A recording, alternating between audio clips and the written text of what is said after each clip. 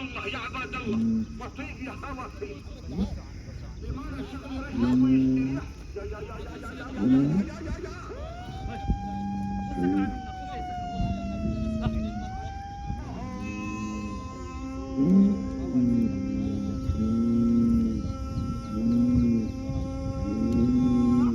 أنا بتصيبون جلهم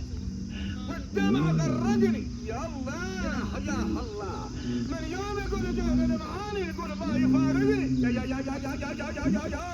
أنا القراء أنا الضرب أنا الغم أنا الغرام أنا الدم وأنا